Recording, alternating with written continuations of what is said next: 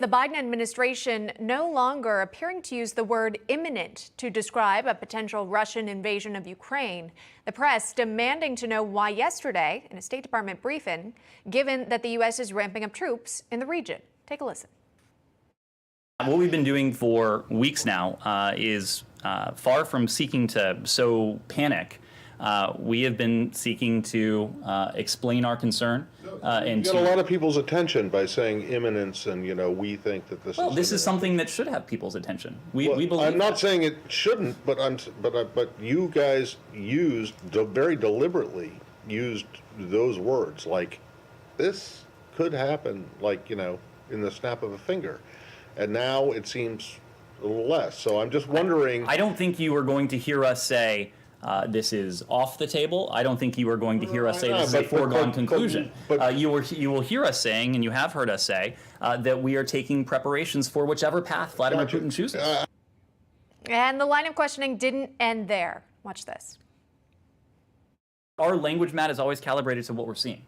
What we've seen. So it's less imminent now than it was yesterday. I think you were reading far too much into what you may have heard. All right, just trying to get some answers there. Joining us now to discuss is Vice Chair of America First Policy Institute, former CIA analyst Fred Fleitz. Fred, thank you so much for joining us today. Before I actually get your take on the Russia-Ukraine situation, I wanted to ask you about what happened overnight, this U.S. raid in Syria that the White House said took out a top ISIS leader along with some civilians. The president is set to address that takeout at any moment, so we will be listening in live once he begins to do so. But your reaction to this story, to this headline? Well, look, this is a good move by the Biden administration. It's a win for security in the region. We have to celebrate the brave American special forces who conducted this raid without losing a man. This ISIS leader is a coward. He didn't want to be captured, so he killed himself. He blew himself up and his family. My only reaction would be that although this is a win, ISIS is definitely making major gains. And not just in the Middle East, huge gains in Africa and in Afghanistan. And although this is a win, we really have to up our game in going after ISIS because it is definitely coming back. Yeah, coming back into the spotlight again, the White House is challenged when it comes to dealing with these major foreign policy issues and situations here. When it comes to the Russia-Ukraine threat, again, trying to get some clarity from the State Department there as to whether or not this threat of invasion is imminent or not. It seems as though they're backing off on that phrasing here. How are you reading the situation, Fred? Well, first of all, it's amusing to hear the State Department say that they're not sowing panic. They most definitely are. There's been no message discipline by the White House or the State Department. But I think we're approaching a tipping point. These troops that Putin has deployed at a high level of readiness cannot be deployed there indefinitely. My guess is that Putin does not want to act before he talks to Chinese President Xi tomorrow in Beijing at the Olympics. And I don't think he's going to wait until the Olympics are over on February 20th.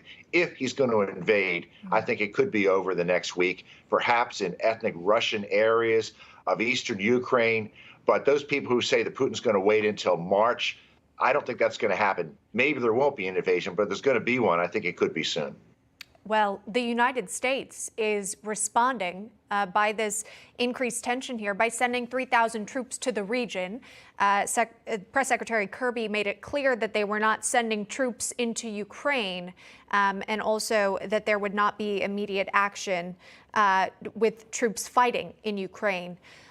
What do you think that means, though, in regards to where we're at realistically? I mean, are you taking him at his word that we would not see U.S. troops in the ground in Ukraine or fighting against Russian forces? I don't think there's any chance that this administration would risk a war with nuclear-armed Russia over Ukraine. Our troops are definitely not going there. So why are we sending them? It's because Joe Biden wants to be seen as doing something. These troops are going to stand at the border and watch as Russia invades, if it invades. I think it's a cynical gesture. It's undermining our relationship with the Ukrainians. And it isn't even that many troops. There's no prospect of Russia invading NATO members. It simply is thinking of invading Ukraine, and these troops will do nothing to stop that. Really interesting analysis. Fred Fleitz joining us on the program. Thank you. We appreciate the discussion. Hey, I'm Rob Finnerty. Thanks for watching. If you enjoyed this video, please join the conversation in the comments below. Don't forget to subscribe, too. Hit the bell icon to be alerted to breaking news. And remember, there's a whole lot more on Newsmax TV, America's fastest growing cable news network. Newsmax TV, where real news for real people.